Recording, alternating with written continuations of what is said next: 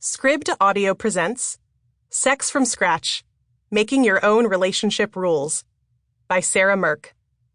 Read for you by Dani Hurd. I choose to love, this time, for once, with all my intelligence. Adrienne Rich.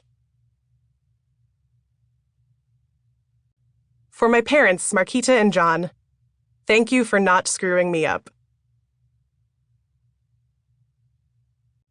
Introduction. Be more honest.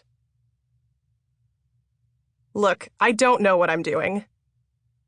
Most advice books are written by people who say they're experts and sell you on the notion that there are secrets inside that will transform your life.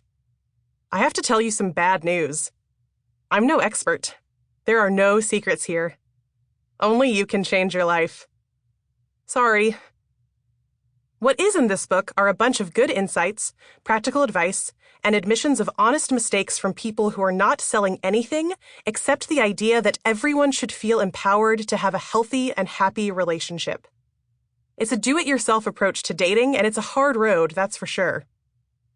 When I hit my mid-20s and was in a long-term relationship that didn't feel quite right, I didn't know where to turn. My boyfriend Carl was great. He's funny, he's generous, he's the smartest person I know. But I wasn't certain whether I wanted to keep dating him, whether I wanted to get married and have kids with him and have sex with only him forever. It felt like the world was closing down a bit when I thought about that, but I wasn't sure why. I was raised by open-minded parents in the feel-good early 90s, and was taught to have a clear vision of who I am, encouraged to just be myself by every TV special since 1986. We're told over and over to be proud of our differences and embrace all of our own quirks.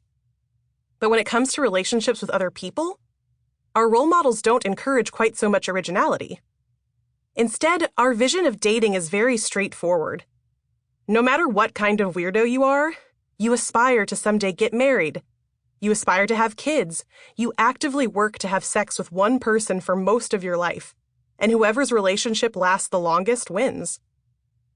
As I started to evaluate whether my relationship was healthy for me, I started to realize that though I knew a lot about myself, I didn't know a lot about how I wanted to be in relationships with other people. I started recognizing that a lot of what I grew up learning about relationships is based on religions that I don't believe in, and on old-school ways of thinking that come from generations long before mine. Part of why I felt so lost was because I had no value set for relationships that felt honest and relevant to me. Sample complete. Ready to continue?